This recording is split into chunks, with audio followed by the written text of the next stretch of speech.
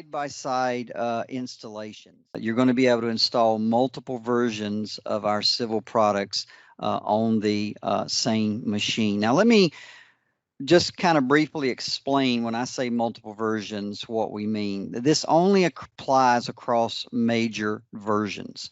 If you try to install a minor version with its parent, it's just going to upgrade as in the past. So I gave a couple of examples there for you guys to look at. So think, for example, if somebody wanted to install a 10.8 version alongside a 10.10, and then in the future a 10.11 and a 10.12, they'll be able to install all of those versions on the same machine.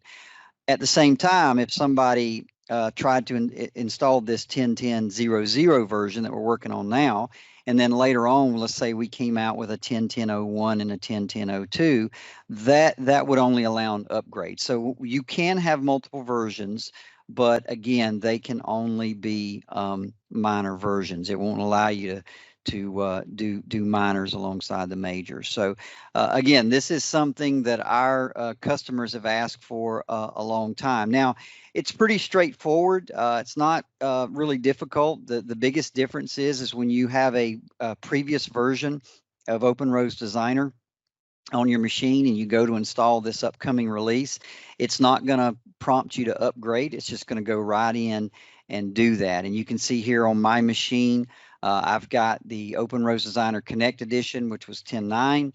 And then you can see I've got the newer version as well. Now, the way we're handling this behind the scenes is our install directories are versioned by the release numbering. So you can see we're putting the 10.10 on the back of the directory name. We're doing this under program files. We're doing it as well under program data, so your workspaces can be separated. And even under the preferences and the different areas there, we will differentiate those with versioning numbers as well to keep everything separate. So it's pretty straightforward.